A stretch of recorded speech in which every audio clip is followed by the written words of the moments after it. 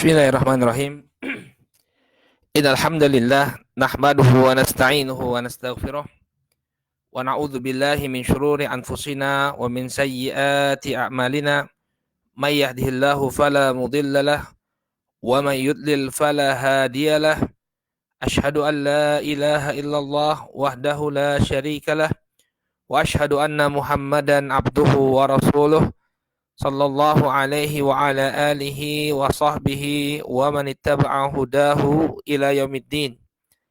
Qala Allah tabaraka wa ta'ala fi kitabihil karim, ya ayyuhalladzina amanu taqullaha haqqa tuqatih wa la tamutunna illa wa antum muslimun. Ya ayyuhan nasu taqu rabbakumul ladzi khalaqakum min nafsin wahidah wa khalaqa minha zawjaha wa batha minhuma rijalan katsiran wa nisaa'a wattaqullaha alladzi tasaaluna bihi wal arham innallaha kana 'alaikum raqiba. Ya ayyuhalladzina amanu taqullaha wa qulu qawlan sadida yuslih lakum a'malakum wa yaghfir lakum dhunubakum wa may yuti'illaha wa rasulahu faqad faza fawzan 'azima. Amma ba'd, fa inna asdaqal hadithi kitabullah wa khairal hadi hadi Muhammadin sallallahu alaihi wasallam wa syarrul umuri muhdatsatuha fa inna kulla muhdatsatin bid'ah wa kulla bid'atin dhalalah wa kulla dhalalatin finnar. Masyaallah muslimin, saudaraku yang semoga senantiasa dirahmati oleh Allah. Alhamdulillah, puji dan syukur kita panjatkan kepada Allah Subhanahu wa taala atas segala nikmat yang telah Allah Subhanahu wa taala anugerahkan kepada kita semua, sehingga di kesempatan pagi hari ini kembali Allah Subhanahu wa taala pertemukan kita dalam kajian Sirah An-Nabawiyah yang pada hari ini telah masuk kita dalam pertemuan yang ke-10, yang insyaallah kita akan bahas bagaimana hijrahnya para sahabat ke negeri Habasyah. Jadi pada pertemuan yang lalu telah kita jelaskan demikian hebatnya siksaan demi siksaan, tekanan demi tekanan yang dialami oleh kaum muslimin di kota Makkah. Sehingga Allah Subhanahu wa taala kemudian mengizinkan kaum muslimin untuk berhijrah. Tentunya ketika itu belum ada negeri Islam.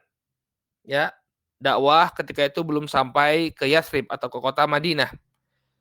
Oleh karena itu Nabi alaihi salatu wasallam memerintahkan para sahabat ketika itu untuk melakukan hijrah ke negeri Habasyah. Di negeri Habasyah nanti kita akan jelaskan kenapa Nabi alaihi salatu wassalam memerintahkan atau memilih Habasyah sebagai tempat para sahabat berhijrah untuk pertama kalinya. Baik, ketika semakin kuat tekanan demi tekanan yang diberikan oleh kaum musyrikin, turunlah firman Allah Subhanahu wa taala dalam surat Az-Zumar ayat yang ke-10. Ya, kata Allah Subhanahu wa taala, lilladzina ahsanu fi hadhihi dunya hasanah wa ardullahi wasi'ah innama yuwaffas sabiruna ajrahum bighairi hisab. Kata Allah Subhanahu wa taala, dan bagi orang-orang yang berbuat baik di dunia ini, ya, dia akan mendapatkan kebaikan pula. Wa ardullahi wasi'ah, dan bumi Allah itu luas. Innama yuwaffas sabiruna ajrahum bighairi hisab. Dan orang-orang, hanya saja bagi orang-orang yang bersabar itulah akan dicukupkan pahala mereka tanpa batas. Akan dicukupkan pahala mereka tanpa batas. Ini mengisyaratkan ya bahwa ardullah wasi'ah. Bumi Allah ini luas. Artinya apa? Hendaknya kalian ketika di negeri kalian tidak dapat lagi melaksanakan atau tidak dapat lagi menjaga akidah kalian, maka silakan pindah. Bumi Allah ini luas. Bumi Allah ini luas. Baik. Kemudian kenapa dipilih negeri Habasyah? Ya, sudah kita jelaskan waktu kita paparkan tentang kisahnya siapa? Kisahnya Abrahah yang ingin menghancurkan Ka'bah. Kita telah jelaskan background kerajaan Habasyah yang nama aslinya adalah Aksum. Ya, dia terletak sekarang ini di sekitar negara Ethiopia dan Eritrea.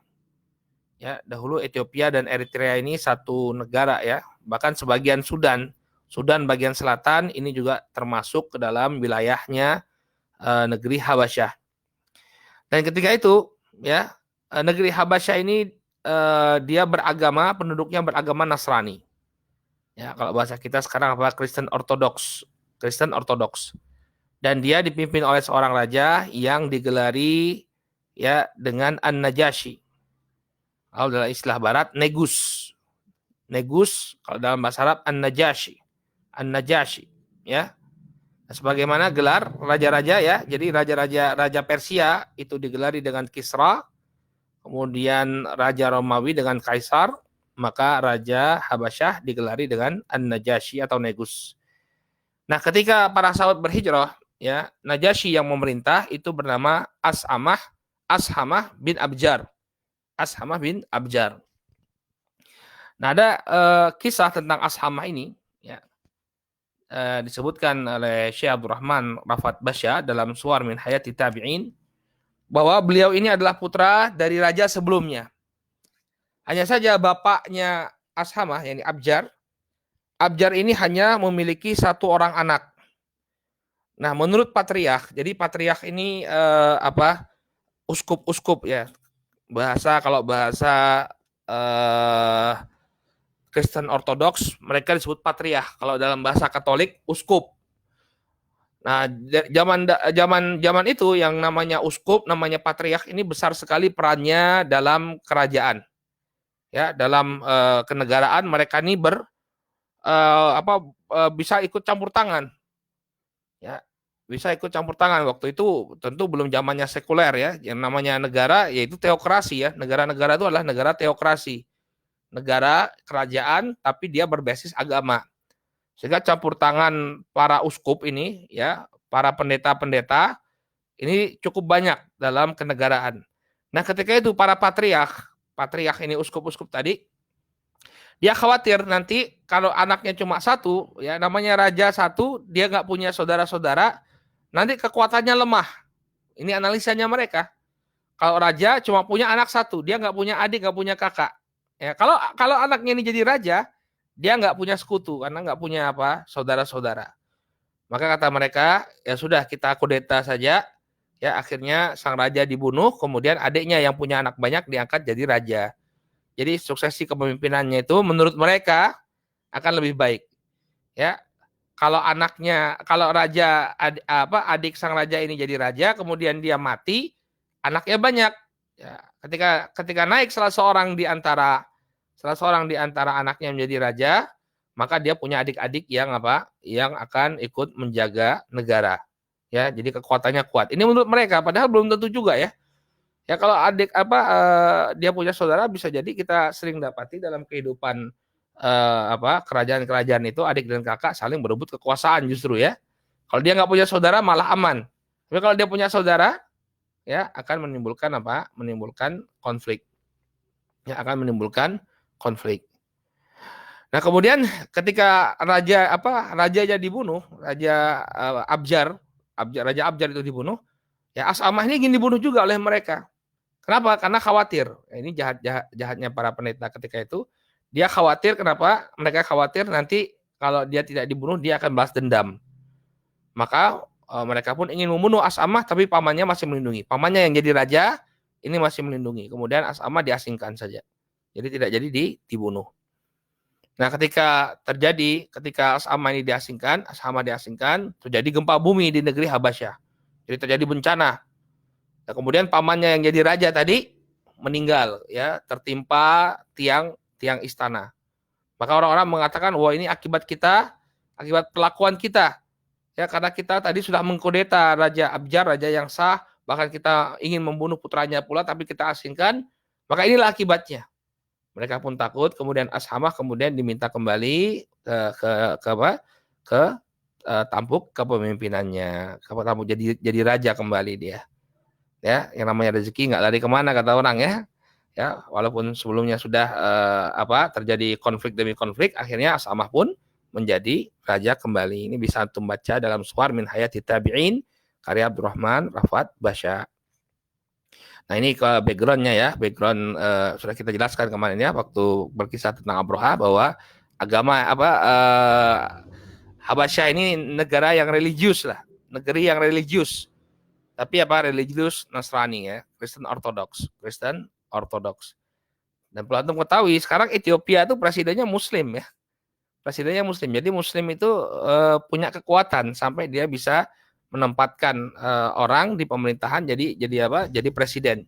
Ya, walaupun negeri Ethiopia mayoritasnya Nasrani, tapi presidennya Muslim. Baik, maka berangkatlah ya setelah ada izin untuk berhijrah ke negeri Habasyah, maka berangkatlah rombongan pertama kaum muslimin yang terdiri dari 12 laki-laki dan 4 orang wanita. Ya, pemimpinnya siapa? Utsman bin Affan. Utsman bin Affan yang ditemani oleh Ruqayyah. Ini saya coba mencari bagaimana sih gambaran perahu orang zaman dahulu, ya mungkin bisa dilihat di gambar ya, seperti itulah kira-kira. Pakai layar ya, pakai layar, belum ada mesin waktu itu. Jadi mereka berlayar, namanya juga berlayar. Nah, mereka berlabuh dari pelabuhan Suaibah. Nah, pelabuhan Suaibah ini sekarang sudah tidak ada lagi. Ya, dulu dia kota pelabuhan yang besar juga, sama seperti Jeddah. Cuma sekarang tidak ada lagi pelabuhannya di Suaibah. Ya. Nah, kemudian mereka berlabuh di Massawa. Massawa itu masuk Eritrea sekarang, masuk daerah Eritrea. Karena kalau saya lihat Ethiopia itu landlocked dia, landlocked artinya nggak punya laut dia, nggak kena laut. Baik. Kemudian mereka berlabuh di Massawa, lalu sebelum berangkat keberangkatan mereka diketahui oleh orang-orang Quraisy. Maka ketika mereka tahu, mereka kejar. Nah ini kita lihat ya, bahwa yang diinginkan oleh orang-orang Quraisy ini agar kaum muslimin itu kembali kepada akidah mereka. Ini jadi permasalahan antara kaum musyrikin Quraisy dengan kaum muslimin, ini masalah akidah, bukan masalah kekuasaan. Kalau masalah kekuasaan ya, niscaya mereka senang kalau kaum muslimin pindah atau pergi dari kota Makkah, ya sudah pergi saja udah. Kan senang, tapi enggak, mereka kejar agar kembali. Ya, agar kembali ke kota Mekah. Permasalahannya bukan permasalahan kekuasaan, tapi permasalahan apa? Permasalahan akidah. Mereka nggak ingin ya orang-orang ini tetap berpegang teguh pada ajaran tauhid, ajaran Islam. Nah, ini rombongan pertama. Kemudian disusul dengan rombongan yang kedua, ya. Rombongan kedua lebih banyak. Ya, terdiri dari 83 laki-laki dan 18 orang wanita. Nah, ini berangkat dari Jeddah dan berlabuh di Suwakin. Nah, Suwakin ini sekarang masuk wilayah Sudan, ya, masuk wilayah Sudan. Dan berangkatnya dari Jeddah. Kalau yang pertama itu dari Suaibah ke Massawa, yang kedua itu dari Jeddah ke Suwakin. Ya, ini perjalanan 2 kali hijrah kaum muslimin ke negeri Habasyah. Nah, kemudian kaum musyrikin, sebagaimana yang kita sebutkan, mereka tidak tinggal diam. Ya, mereka mengejar kaum muslimin. Ketika itu mereka mengutus 2 orang utusan, ya, Amr bin Al-As dan Abdullah bin Abi Rabi'ah. Tujuannya mereka apa? Tujuannya adalah untuk apa? Mengembalikan kembali, ya, kaum muslimin yang berhijrah ke Mekah, ya, agar mereka kembali. Nah, yang diutus adalah Amr bin Al-As dan Abdullah bin Abi Rabi'ah. Ini Amr bin Al-As waktu itu masih musyrik, ya, belum masuk Islam. Ya, dan di sini kita bisa melihat bagaimana kecerdasan Amr bin Al-As. Oleh karena itu wajar ketika beliau nanti di masa kekhilafahan Umar, ya, beliau diangkat menjadi gubernur. Ya, kalau saya tidak salah Muawiyah itu di negeri Syam, kemudian Amr bin Al-As di Mesir. Bahkan yang menaklukkan Mesir itu adalah beliau, Amr bin Al-As. Ya, yang memimpin pasukan untuk menaklukkan Mesir, ya, itu adalah Amr bin Al-As. Jadi memang dari zaman dahulu sudah tampak leadership-nya, kepemimpinannya. Dia diutus oleh orang-orang Quraisy untuk apa? Untuk melobi Najasyi agar mengembalikan orang-orang Muslim kembali ke Mekah. Baik. Nah, ini kita lihat bagaimana strateginya Amr bin Al-As. Dia tahu bahwa negara ini, ya, campur tangan para patriark, batorikoh, ya, para uskup-uskup tadi, ini campur tangannya terhadap masalah kenegaraan itu sangat besar. Makanya apa yang mereka lakukan? Mereka nggak langsung ke Najasyinya, enggak. Ya, mereka melobi dulu, melobi al-batorikoh, para patriark ini, ya para uskup, mereka lobby. Ya, mereka lobby, mereka berikan hadiah ya kepada para uskup ini ya agar ikut melobi raja. Nah, ini pintarnya mereka ya, pintarnya Amr bin Al-As. Ya, maka kemudian diangkatlah masalah ini ke Raja An-Najasyi. Kemudian Amr bin Al-As ya diberikan waktu untuk audiensi dengan Raja Najasyi. Ya, dia kemudian mengungkapkan alasan mengapa dia menginginkan agar kaum muslimin ini dikembalikan ke kota Makkah. Ya, disebutkan bahwa Amr bin Al-As berpidato di hadapan Najasyi, wahai raja, sesungguhnya beberapa anak muda ini memasuki negeri Anda sebagai orang asing. Lihat bagaimana dia membentuk opini. Ya, lihat bagaimana Amr bin Al-As, demikian ahlinya beliau, ya mengatur kata-kata, membentuk opini untuk menyudutkan kaum muhajirin ketika itu. Ya, beliau mengatakan, wahai raja, sesungguhnya beberapa anak-anak muda memasuki negeri Anda sebagai orang asing. Jadi apa? Dikesankan ini anak-anak nakal. Ya, para sahabat yang hijrah ini anak-anak nakal. Ya, bukan orang-orang yang sudah tua, orang-orang yang matang berpengalaman, enggak. Ini anak-anak ABG, anak-anak nakal. Ya. Ini bagaimana dia membentuk opini As'amah Raja Najasyi ketika itu.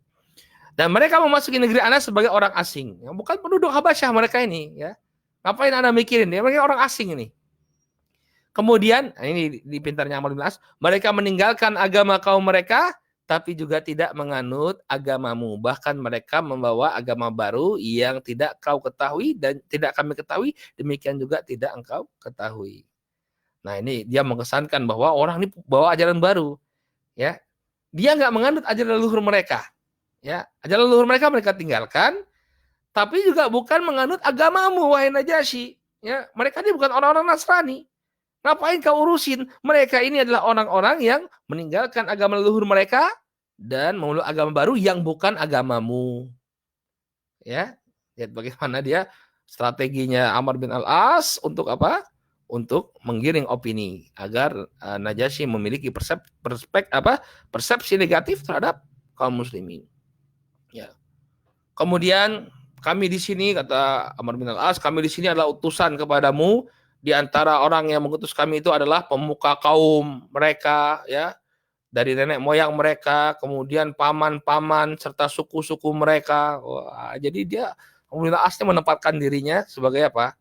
Saya ini mewakili pemuka-pemuka Quraisy. Saya ini mewakili pemuka-pemuka di kota Makkah. Ya. Dan mereka meminta agar ya Tuhan mengembalikan ya baginda mengembalikan para pendatang ini kepada mereka ya. Kemudian apa? Tentunya mereka lebih banyak memantau tindak tanduk para pendatang tersebut dan pola mereka mencela dan mencaci maki mereka. Artinya kaum muslimin ini dulunya mereka kerjanya adalah mencaci apa yang dipercayai oleh leluhur mereka. Nah, kemudian apa yang dilakukan oleh para patriark? Ya, para patriarknya kan sudah di apa istilahnya di lobi sebelumnya oleh Amr bin Al-As ya dan Abdullah bin Abi Rabi'ah. Maka dengan segera para patriark pun membenarkan. Wahai raja, kembalikan mereka. Jadi didukung apa yang diucapkan oleh Amr bin Al-As. Hebat ya strateginya ya. Ya, berarti berhasil lobinya. Hanya saja barakallahu fiikum. Ya, yang namanya An-Najasyi itu orang cerdas. Dia memandang bahwa ya kita tidak boleh menerima ucapan dari salah satu atau dari sebelah pihak.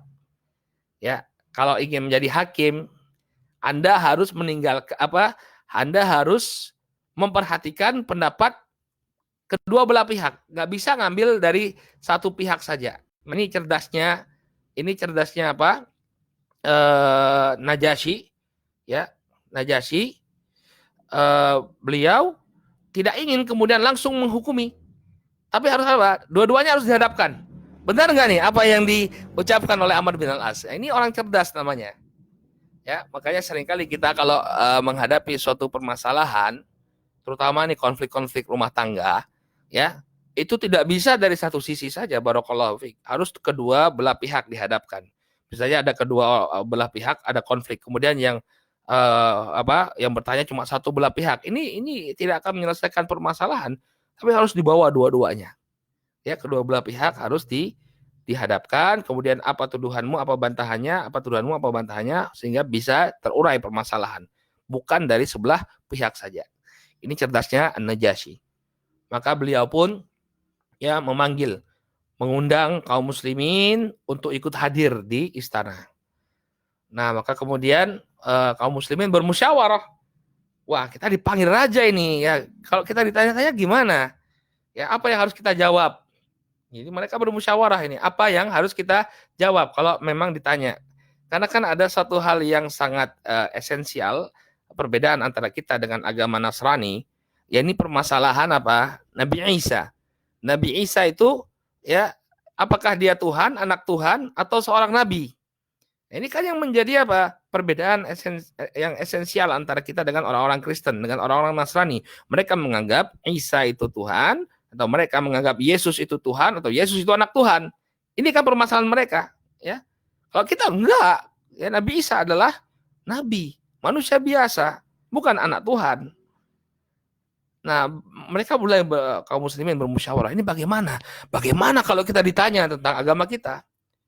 Maka mereka mengatakan, ya sudah, ya jawab saja sesuai dengan apa yang ada dalam Al-Quran dan apa yang diajarkan oleh Rasulullah. Ya, udah buka-bukaan aja lah, terus terang saja. Apa yang diajarkan kepada kita oleh Rasulullah, itulah yang akan menjadi jawaban kita. Apa yang disebutkan dalam Al-Quran, itulah yang akan menjadi jawaban kita. Ya sudah, tawakal Allah. Ya, jadi nggak perlu kemudian bahasa kitanya itu menjilat ya. Sampai sebagian orang sampai dia membuat bagaimana ajaran Islam ini ya dibuat agar agama Islam seperti menyetujui LGBT ya, sebagian orang ada seperti itu ya, agar Islam itu bisa diterima sampai mereka melampaui batas ya, menghalalkan apa yang Allah haramkan. Tidak perlu ya, kalau kita ingin berbicara tentang Islam, bicara Islam apa adanya, berbicara Islam apa adanya ya. Maka kemudian dipanggillah ya kaum muslimin ke hadapan An-Najasyi. Setelah mereka melihat sudah ada Amr bin Al-As dan Abdullah bin Rabi'ah. Kemudian ada para patriark. Nah, ketika masuk kaum muslimin ya, mereka nggak mau sujud. Jadi kebiasaannya orang-orang Nasrani ketika itu ya, mereka bersujud kepada raja-raja. Ya, raja itu begitu diagungkan. Maka kemudian kaum muslimin nggak mau sujud kepada Raja Najasyi. Maka kemudian Amr bin Al-As, lihat bagaimana Amr bin Al-As memanfaatkan kondisi ini ketika kaum muslimin tidak mau bersujud kepada An-Najasyi. Dia kemudian mengatakan, coba lihat ini. Ya, kenapa kalian nggak mau sujud kepada raja? Nah, ini kan merupakan celaan kan. Maka kemudian kaum muslimin mengatakan, kami tidak sujud kecuali hanya kepada Allah. Ya, kepada Allah. Najasyi kan tahu juga tentang Allah. Ya, loh ini masya Allah kata si Najasyi ya, agama yang seperti apa yang kalian anut ya, sebagai kok tidak mau sujud, hanya mau sujud kepada Allah. Tentu ini suatu hal yang ya secara fitrah saja kita menyatakan bahwa itu suatu hal yang sangat wajar ya, satu hal yang sangat biasa ya. Kita nggak mau sujud, nggak mau ruku, nggak mau menundukkan diri kecuali hanya kepada Rob yang telah menciptakan kita. Kita hormat kepada orang lain, tapi tidak kemudian membuat kita menundukkan diri kita di hadapan mereka. Ya, yang boleh kita tunduk di hadapannya hanyalah siapa? Allah Subhanahu wa Ta'ala. Ya, maka kemudian An-Najasyi ketika itu bertanya tentang apa ajaran Islam, tentang ajaran Islam. Maka siapa yang menjawab ketika itu? Yang menjawab adalah Ja'far bin Abi Thalib. Ya, sepupu dari Rasulullah Shallallahu Alaihi Wasallam. Kata Ja'far, kemudian Ja'far menjelaskan tentang hakikat dari agama Islam. Beliau mengatakan, wahai raja, sesungguhnya kami tidaklah menciptakan agama baru, tapi Muhammad Shallallahu Alaihi Wasallam telah diutus oleh Robnya untuk menyebarkan agama dan petunjuk yang benar, mengeluarkan kami dari kegelapan menuju cahaya. Dahulu kami hidup dalam kebodohan, kami sebagian dari kami menyembah api, memutuskan hubungan keluarga, memakan bangkai, berlaku zalim, tidak menyayangi tetangga, dan selalu menekan yang lemah, dan seterusnya disebutkan bagaimana ajaran-ajaran Islam, ya, terutama tentang permasalahan apa? Tentang permasalahan tauhid, ya, bahwa Nabi alaihissalam mengajak manusia untuk mentauhidkan Allah Subhanahu wa taala. Kemudian memerintahkan untuk jujur dalam berbicara, menunaikan amanah, menyambung silaturahim, menghargai darah, melarang berzina, melarang bersaksi palsu, melarang dari makan anak yatim. Ya, ajaran-ajaran Islam yang indah disampaikan oleh Ja'far bin Abi Thalib. Karena itulah ajaran Islam. Gak perlu ada yang ditutupi.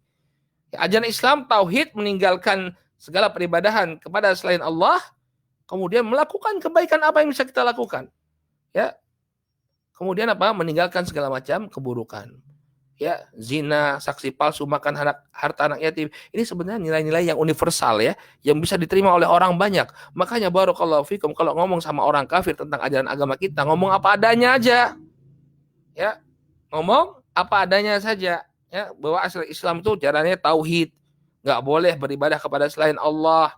Kemudian kita diperintahkan untuk beribadah hanya kepada Allah, diperintahkan untuk berbuat baik kepada orang tua, dari orang terdekat sampai kemudian menghargai anak yatim dan yang semisalnya. Sampaikan saja, ya. Ya, terkadang kita itu khawatir kan demi mencari simpati kita tutupi ajaran agama kita. Tidak ada yang perlu ditutupi. Sampaikan saja apa yang diajarkan dalam Al-Qur'an. Nah, kemudian, ini juga Amr bin Al-As ini kita lihat betul-betul memang luar biasa, ya. Beliau mencari celah-celah bagaimana agar Najasyi ini, ya, menjadi antipati kepada kaum muslimin. Amr bin Al-As, ya, mengatakan kepada An-Najasyi, wahai baginda raja, ya, mereka mengatakan bahwa Isa bin Maryam ini adalah seorang hamba. Masya Allah, abdun katanya. Isa itu abdun. Benar nggak ini? Benar, ya. Hamba, tapi hambanya siapa? Hambanya Allah. Tapi dipotong sama Amr bin Al-As.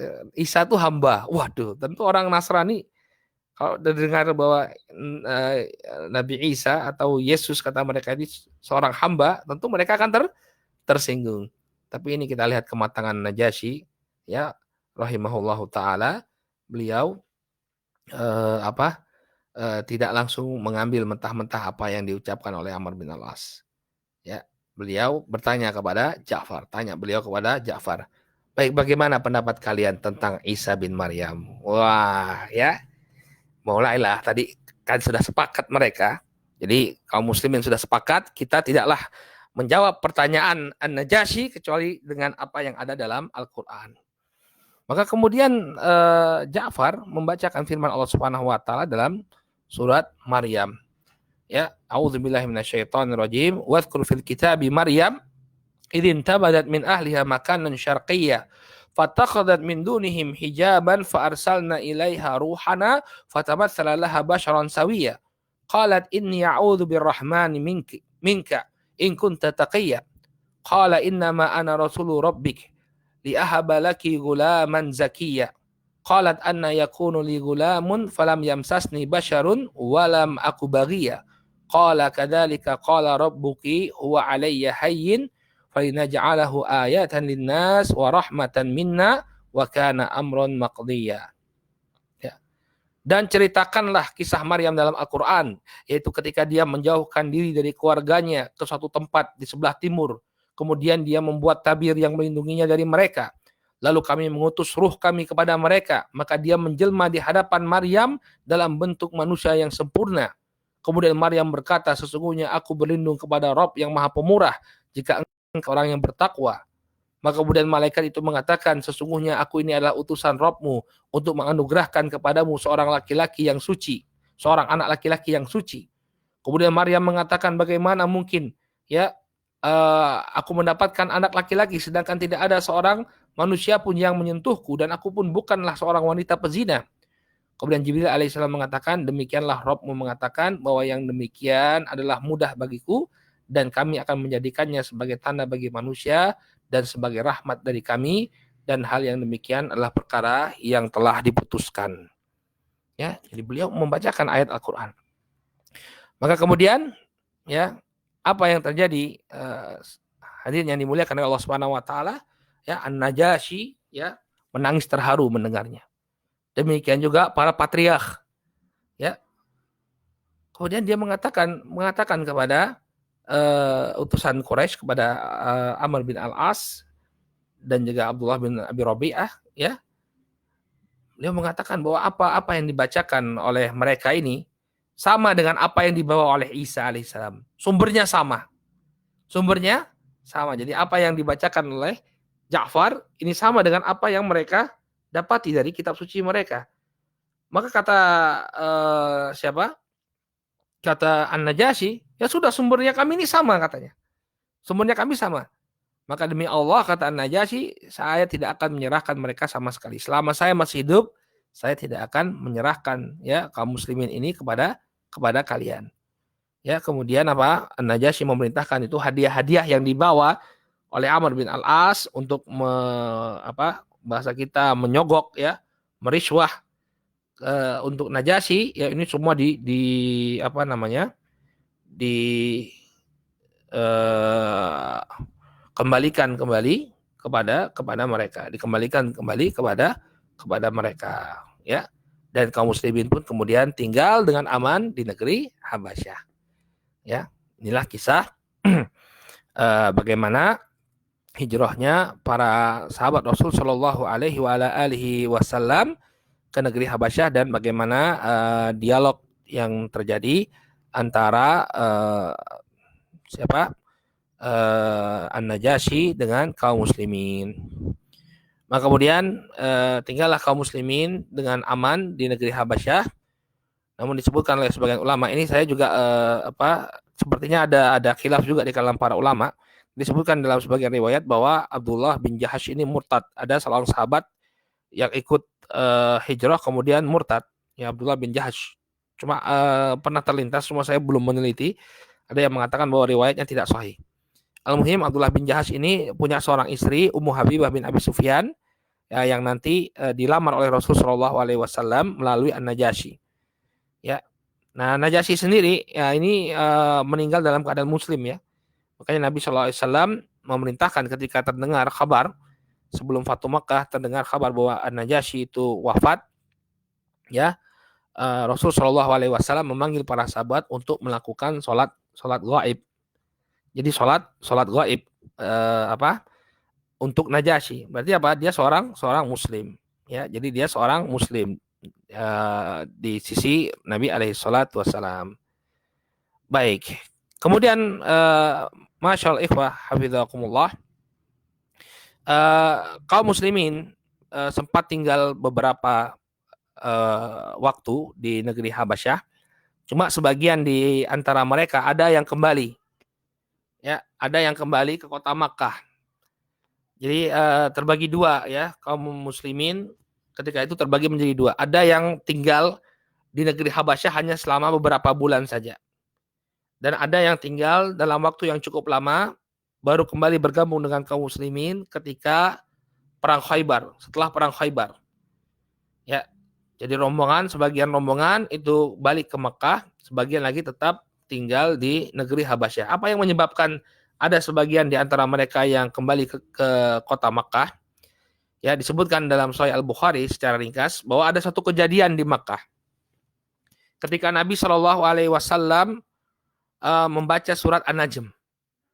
Ya, ketika beliau alaihissalam membaca surat An-Najm, di akhir surat An-Najm, ya surat An-Najm tentu saja ya, kalau siapa yang membaca surat An-Najm dia akan dapati demikian kuatnya makna dalam setiap ayat dalam surat An-Najm itu ya. Coba antum ambil surat An-Najm nanti, setelah ini ambil surat An-Najm dan kalau misalnya belum bisa bahasa Arab, lihat terjemahannya. Itu makna-makna dalam surat An-Najm itu sangat-sangat kuat. Maka ketika itu Nabi SAW membaca surat An-Najm, di akhir surat ya beliau membaca fasjudulillahi wa'budu. Ya. Maka bersujudlah kalian kepada Allah dan sembahlah Dia. Ya. Karena sebelumnya mereka sudah terpengaruh dengan kuatnya makna ayat-ayat dalam surat An-Najm, maka kaum musyrikin ketika itu mereka langsung bersujud. Ya, tanpa mereka sadari. Jadi otomatis karena sudah terbawa dengan suasana, mereka menyimak surat An-Najm dibacakan oleh Nabi alaihi salatu wasalam. Ketika berakhir surat An-Najm, Nabi menutupnya dengan fasjudu lillahi wa'budu. Ya, bersujudlah kalian kepada Allah dan sembahlah Dia. Maka kemudian kaum musyrikin yang mendengar bacaan Rasulullah, mereka bersujud. Mereka ikutan sujud. Ya, karena tidak kuasa. Bahkan disebutkan ada seorang yang sudah tua, nggak bisa lagi bersujud. Apa yang dia lakukan? Dia ambil tanah. Dia rogoh tanah, kemudian tanahnya dia taruh di dahinya. Ya, sebagai riwayat menyebutkan bahwa orang ini adalah Al-Walid Ibnu Mughirah. Ya, tokoh pembesar Quraisy yang sangat besar permusuhannya kepada kaum muslimin. Al-Walid kemudian mengambil tanah lalu dia letakkan di kepalanya. Karena dia nggak bisa bersujud karena kondisinya sudah terlalu tua. Ya, sebagai ulama mengatakan karena dia sombong, memang tidak mau bersujud. Jadi dia cuma hanya mengambil tanah saja. Tapi al-muhim ketika itu fasjudulillahi wa'budu, kaum musyrikin ikut bersujud. Maka berita sujudnya kaum musyrikin ini sampai ke negeri Habasyah. Ya, sampai ke negeri Habasyah. Inilah yang kemudian menyebabkan mereka, ya, sebagian dari kaum muslimin kembali karena mengira bahwa telah terjadi perdamaian antara Rasul Shallallahu Alaihi Wasallam dengan kaum musyrikin. Ya, kaum musyrikin sudah mau sujud kepada Allah. Ya, tentunya zaman dahulu belum ada WhatsApp ya. Ya, belum bisa kita mengkonfirmasi. Kalau sekarang kan benar nggak? Misalnya ada berita, ya, Masjidil Haram dibuka untuk umum. Nah, kita tinggal WhatsApp kawan-kawan yang ada di Mekah. Ya, benar nggak nih berita? Benar nggak nih berita? Ya, kita bisa confirm. Nah, kalau misalnya zaman dahulu terdengar berita, kita nggak bisa confirm. Ya, beritanya benar bahwa kaum musyrikin bersujud ketika itu. Tapi apakah itu menunjukkan mereka masuk Islam? Apakah kemudian selesai permusuhan antara mereka dengan Rasulullah SAW? Ya, jawabannya belum tentu dan tidak ada yang bisa mengkonfirmasi. Ya, dan tidak ada yang bisa mengkonfirmasi. Akhirnya sebagian dari para sahabat ya kembali ke kota Makkah. Ya, inilah yang terjadi ya setelah mereka mendengar berita itu. Sebagian saja. Kenapa? Karena sebagian yang lain tetap berada di negeri Habasyah sampai nanti perang Khaybar, ya. Yang rombongan kedua yang baru bergabung dengan kaum muslimin setelah perang Khaybar itu nanti dipimpin oleh Ja'far bin Abi Thalib. Ja'far tadi yang berdialog dengan Najasyi. Makanya Rasulullah SAW mengatakan, saya tidak tahu ini mana yang lebih mengembirakan, ya, takluknya benteng Khaybar atau kembalinya Ja'far dan kaum muslimin dari Habasyah. Ya, jadi ini rombongan kaum muslimin terbagi menjadi dua, sebagian kembali ke kota Makkah karena berita tersebut, sebagian lagi tetap berada di negeri Habasyah sampai terjadinya perang Khaybar. Baik. Nah, kemudian saya ingin jelaskan di sini. Ya, sebenarnya sudah selesai ya ceritanya itu, ya, bahwa sebagian kaum muslimin kembali ke kota Mekah. Cuma ada yang perlu kita jelaskan yang berkenaan dengan masalah sujudnya kaum musyrikin. Ya, di kitab-kitab sirah disebutkan tentang kisah Al-Gharanik. Ya, Al-Gharanik. Kisah Al-Gharanik ini adalah sebuah kisah yang menceritakan bahwa Rasulullah SAW itu memuji berhala-berhala Quraisy. Ya, kalau dalam riwayat Bukhari juga diriwayatkan Muslim dan Imam Ahmad, ya, dengan sanad yang sahih tentunya, ya, di dalam Sahih Al-Bukhari itu ceritanya kaum musyrikin itu hanya bersujud ketika Nabi membaca fasjudulillahi wa'budu. Ya, maka bersujudlah kepada Allah dan sembahlah Dia. Tapi di sana ada versi yang lain. Mereka bersujud bukan hanya karena itu, tapi karena Nabi memuji berhala-berhala Quraisy. Inilah yang disebut sebagai kisah Kisah Al-Gharanik. Ya, Nabi SAW memuji berhala-berhala Quraisy. Sehingga kaum musyrikin bergembira dan ikut bersujud. Jadi bukan hanya terpukau dengan indahnya surat An-Najm, tapi ada pujian kepada berhala mereka. Muhammad udah memuji Tuhan-Tuhan kita. Muhammad sudah memuji berhala-berhala kita. Ayo kita sujud bareng. Nah, kisah sujud barengnya karena pujian Rasulullah kepada berhala ini disebut sebagai kisah Al-Gharanik. Ya, kalau orang Barat, para orientalis menyebutnya satanic verse, ya, wahyunya setan, wahyunya setan. Makanya ini menginspirasi ditulisnya novel ayat-ayat setan oleh Salman Rushdie.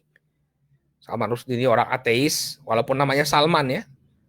Salman Rushdie orang ateis, ya, warga negara Inggris. Dia nulis novel judulnya ayat-ayat setan.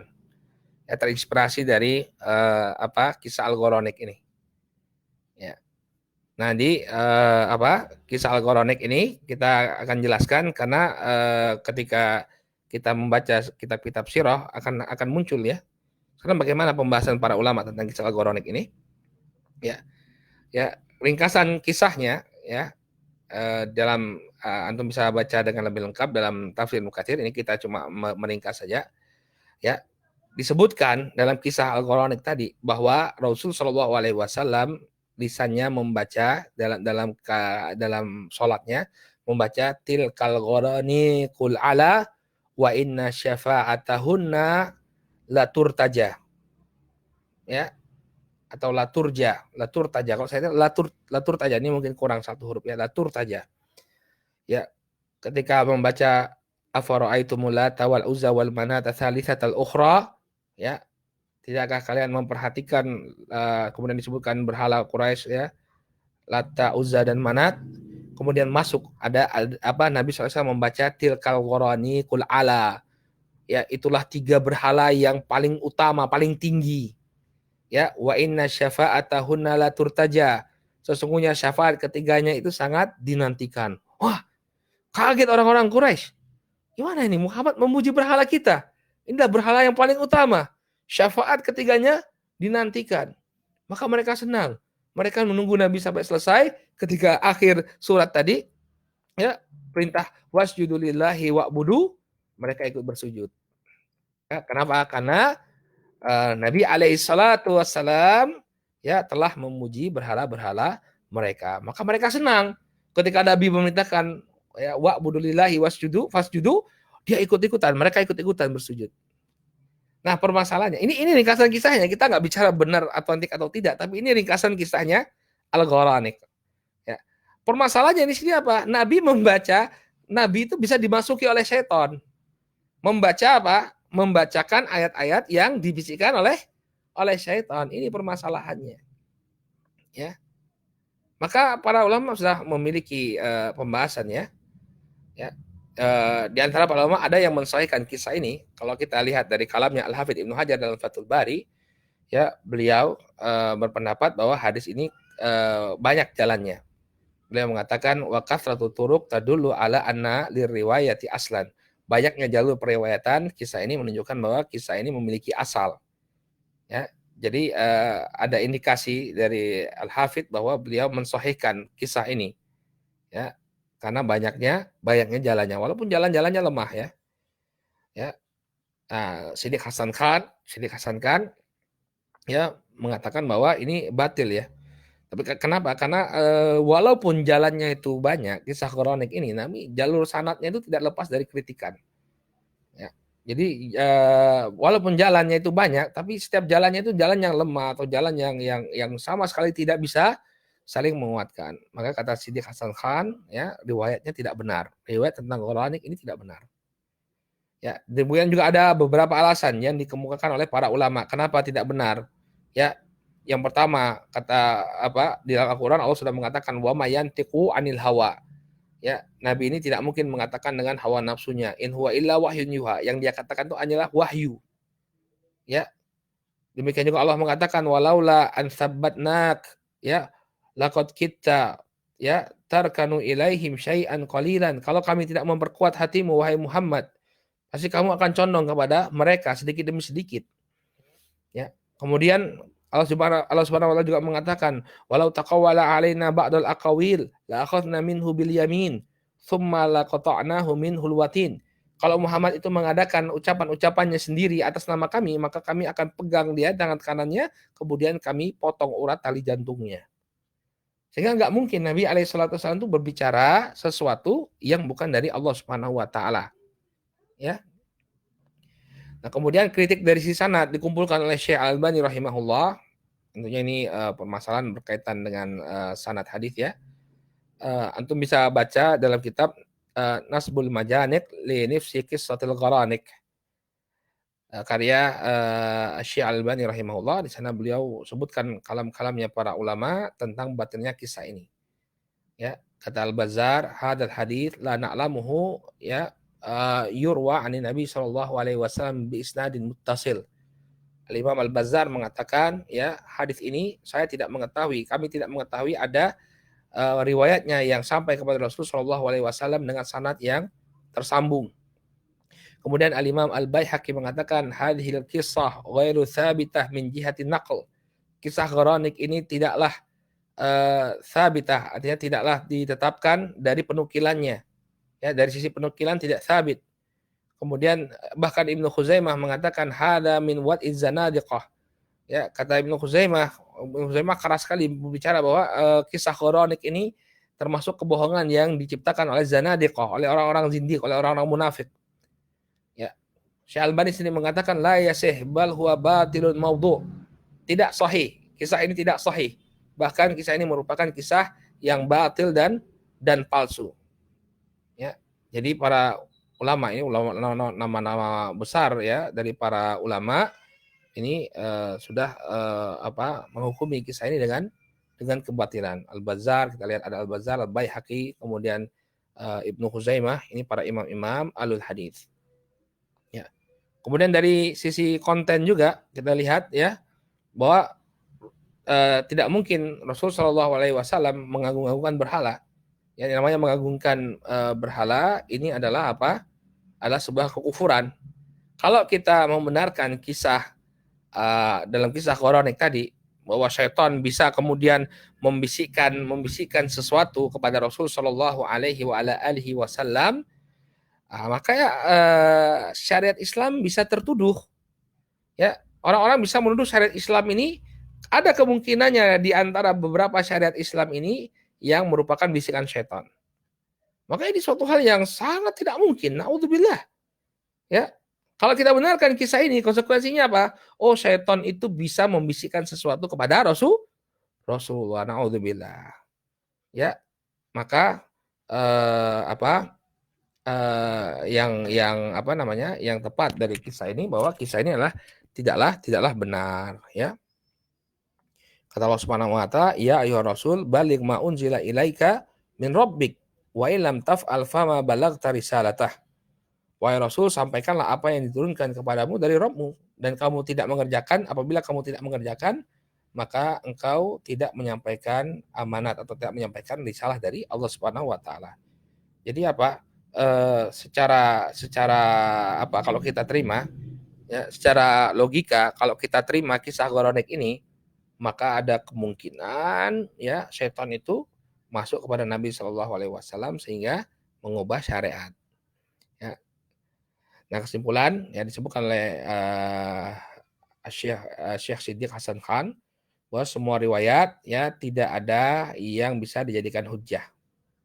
Ya, yang pertama tidak bisa dijadikan hujjah. Kemudian ya kisah-kisah ini diriwayatkan oleh para mufassir dan sejarawan yang sangat tertarik dengan hal yang asing. Kalau saya tidak salah riwayatnya itu dibawakan oleh Imam At-Tabari. Ya, Imam At-Tabari dalam tafsir beliau ya, beliau mengumpulkan segala riwayat. Jadi jangan berpendapat bahwa Imam At-Tabari ini mengumpulkan riwayat yang sahih ya, tidak. Ya, dalam tafsirnya itu beliau mengumpulkan semua riwayat yang beliau dapatkan. Jadi semacam ensiklopedia. Ya, dikumpulkan semua riwayat-riwayat yang ada tanpa memilah-milah yang mana yang sahih, mana yang batil. Ya, tapi kalau dalam kitab-kitab sirah yang seperti Sirah Ibnu Ishaq kita tidak dapati kisah Al-Gharanik ini. Maka kesimpulannya kisah tersebut batil ya, tidak bisa kita terima. Jadi kisah Al-Gharanik adalah kisah yang batil. Walaupun ada juga ulama yang mencoba menjamak. Nah, ini juga bagus sih ya, pendapat yang cukup mengakomodir kedua belah pihak. Ya, kata Imam Al-Baghawi, yang dibisikkan oleh setan itu bukannya Rasul SAW, tapi orang-orang Quraisy. ya. Jadi syaitan, ya, bala tentara iblis itu membisikkan ke kuping-kupingnya orang-orang Quraisy yang mengesankan seolah-olah Nabi membaca itu. Nah, ini kan pendapat di tengah-tengah ya. Kalau kita menerima riwayat tadi ya bahwa Nabi membaca ayat yang memuji berhala-berhala Quraisy, ya, itu menurut apa yang didengar oleh orang-orang Quraisy. Namun pada asalnya Nabi tidak mengatakan atau tidak membaca hal yang demikian. Paham bedanya ya? Kalau toh kita menetapkan kisah itu ya, kisah Al-Gharanik itu benar, maka yang dimaksud adalah syaitan memperdengarkan di telinga kaum musyrikin bahwa Nabi telah memuji berhala mereka. Padahal Nabi nggak memuji sama sekali. Ya, sehingga kaum musyrikin merasa senang Nabi memuji, seolah-olah Nabi itu memuji berhala mereka. Padahal bukan. Ya, yang ayat yang memuji itu adalah ayat yang dibacakan oleh syaitan ke telinga-telinga mereka. Ya, kata Imam Al-Baghawi, anna syaitan auqa'a fi masami'il musyrikin dzalik. Bahwa syaitan itu meletakkan dalam pendengarannya kaum musyrikin. Ya, ayat-ayat Gharanik tadi itu diletakkan di telinganya kaum musyrikin oleh syaitan. Fatawahhamu annahu sadara an Rasulillah sallallahu alaihi wasallam. Kemudian kata Imam Al-Baghawi, maka mereka pun menduga atau terpikirkan oleh mereka bahwa yang ayat-ayat Quranik ini berasal dari Rasul sallallahu alaihi wasallam. Walaisa kadzalik fi nafsil amr, padahal tidak sama sekali. Bal inna makana min sani syaitan, la min Rasulur Rahman sallallahu alaihi wasallam. Bahkan ya hanya saja itu dari perbuatannya setan, ulahnya setan. Sama sekali bukan dari Rasul sallallahu alaihi wasallam. Nah, ini pendapatnya, pendapatnya Al-Imam Al-Baghawi rahimahullah. Cukup menjamak ya. Kalau toh kita benarkan kisah Al-Quranik, ya, itu dari perspektifnya kaum musyrikin yang telah dibisikkan oleh setan. Nabi sama sekali tidak membaca ya ayat-ayat Quranik tersebut. Wallahu taala a'lam. Baik, ya. Demikianlah saudaraku kaum muslimin yang dimuliakan oleh Allah Subhanahu wa taala, penjelasan tentang bagaimana hijrahnya para sahabat ke negeri Habasyah. Ada beberapa faedah yang bisa kita dapatkan dari fragmen ini.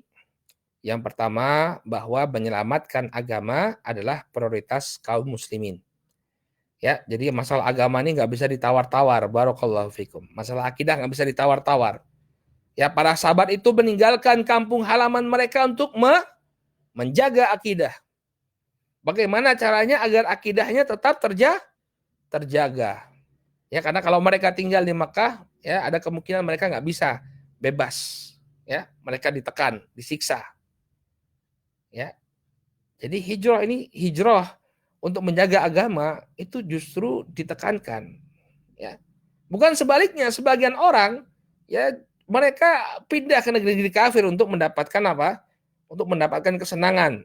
Enjoy dia tinggal di negeri kafir daripada di negeri kaum muslimin. Bahkan sebagiannya ingin hidup bebas ya di tengah-tengah orang-orang kafir. Ya, berbeda dengan salafun saleh. Dulu mereka pindah meninggalkan kampung halaman yang mereka cintai untuk menjaga ya agama mereka. Kemudian yang kedua, faedah yang kedua, bahwa seorang muslim harus menjaga prinsip akidahnya di negeri kafir. Kalau toh Anda harus pindah ke negeri kafir, tinggal di negeri kafir, ya bukan kemudian kita menggadaikan akidah untuk mendapatkan ridho mereka. Lihat Ja'far bin Abi Thalib atau sebelumnya para sahabat, apa yang mereka sepakati. Ya, kalau ditanya tentang akidah mereka, maka mereka menjawab, mereka akan jawab apa adanya. Ya, jadi prinsip akidah itu tetap mereka jaga. Kemudian yang ketiga, permusuhan kaum musyrikin adalah karena akidah. Ya, karena kalau memang karena kekuasaan, mereka pasti senang kaum muslimin hijrah. Tadi sudah kita singgung ya. Kenapa kok sampai Amr bin As itu datang ke negeri Habasyah untuk melobi Najasyi untuk mengembalikan kaum muslimin? Ya, kenapa nggak dibiarkan saja? Ya udah biarin saja mereka lari. Alhamdulillah. Ya kita jadi semakin berkuasa di kota Makkah.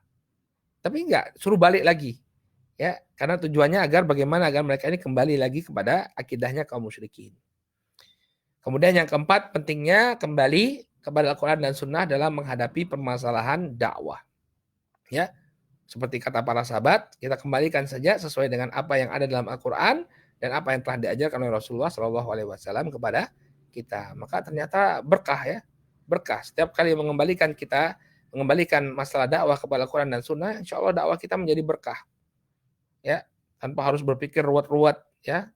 Malah nanti ide-ide yang tidak berdasarkan, tidak berbasis Quran dan Sunnah, ya malah Malah dicabut keberkahan dari dakwah tersebut. Ya, lihat bagaimana ketika para sahabat kembali kepada Al-Quran dan Sunnah, Allah bukakan pintu kebaikan bagi mereka melewat An-Najasyi. Najasyi membiarkan mereka untuk tinggal di negerinya ya tanpa ada gangguan. Allah taala alam bisawab. Nakifilahunah, kita cukupkan dulu sampai di sini ya. Insyaallah besok kita akan kisahkan bagaimana masuk Islamnya bin Abdul Muthalib dan juga Umar bin Khattab radhiyallahu taala anhu ya. Kisahnya cukup menarik. Dan kenapa kita bawakan kisah ini? Ya pertama kembali kepada definisi sirah ya. Definisi sirah juga menceritakan tentang para sahabat ya. Kehidupannya para sahabat ya diceritakan walaupun itu hanya singkat ya.